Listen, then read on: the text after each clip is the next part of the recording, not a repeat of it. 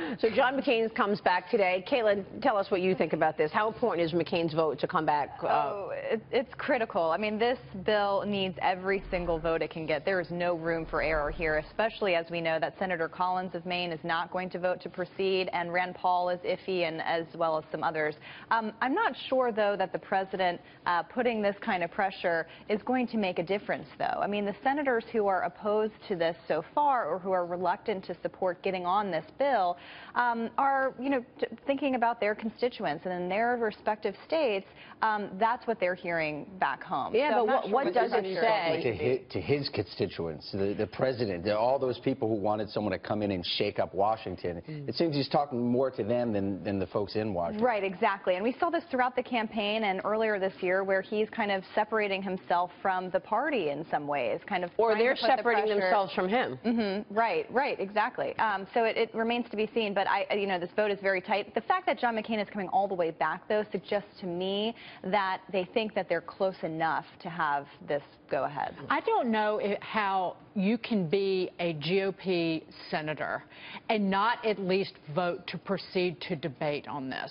It is beyond comprehension that you've had so many years to at least move the football forward. And this isn't even a vote. I know that one of the stumbling blocks is they're not sure what exactly. So if they move to debate, then what bill are they debating? Is it just a pure repeal? Is it the replacement bill? But they should all be there to vote to repeal. They should all step up to at least have debate on this. Right. And I don't know how you can argue otherwise. And, good on the president for hammering these senators, these GOP lawmakers on this very thing, because they're going to have to run on that. Yeah. But don't you point to the problem, I think. Don't they embarrass themselves if they say, all right, we're going to have a debate, but we don't know what we're debating on? They already said they're going to decide. Rand Paul said it to me today. Sunday. We don't really know what bill we're going to be voting on, because it could be a straight-up repeal, or it could be tweaks to what we saw out of the Senate initially. Well, and at least the current version of the Senate bill, something the Wall Street Journal editorial page points out, is all these moderate GOP senators just wanted more money, more money, more money, more money.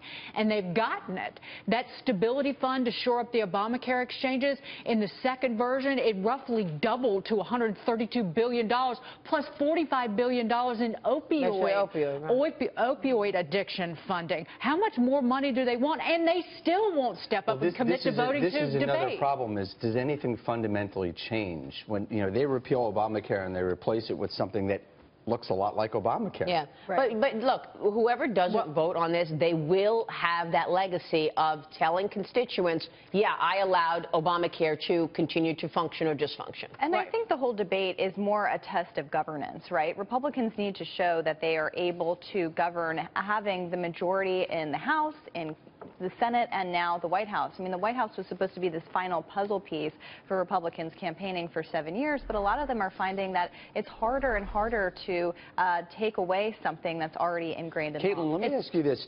Does Trump get hurt if Republicans can't move a bill in the Senate? I think they blame the Republicans. Really just, and if he isn't hurt, if we end up with Democrats in a couple of years, is he going to be able to work with them better than he has with his own party? I don't think there's any political incentive for Democrats right now to work with this president. But what I do think that you're seeing him now with this speech last night, you'll see him tonight, he is trying to create some distance between himself and them. And also, in the midterms, voters take out their ire of whatever against against the party in power. So you'll see that directed at, and when you look at polling, they direct their frustrations at Congress. Yeah. It's time for these Republican senators to step up and shut up. Yeah, which is why I've been asking the question. I've been asking the question the last 2 weeks, does this GOP want this president to be successful? And I don't know the answer. Well, I think we've got three parties. I think we have three parties in Washington right now. We have Democrats, Republicans, and Trump. Right. Yep. And it's just not clear to me that if they fumble on Obamacare, that it's really going to hurt him that much. So he's headed now to the blue-collar city of Youngstown, Ohio, where he's set to hold a rally tonight. Ohio, of course, one of the states that expanded Medicaid coverage under Obamacare, and the state's Republican governor, John Kasich, has at times criticized Senate Republican efforts to repeal that law. What do you see in terms of this today, Dee? I hope he comes out swinging, and I hope he calls out John Kasich, and I hope he calls out Rob Portman, that they are spending American taxpayers' money recklessly. They are incapable of rolling back the Medicaid expansion that they accepted. And regardless of how much money that they take from national taxpayers, it's never going to be enough for them. He can point out something the journalist pointed out about the all-funds budget in the state of Ohio. About 43% of that goes to Medicaid. 14% goes to K through 12 education.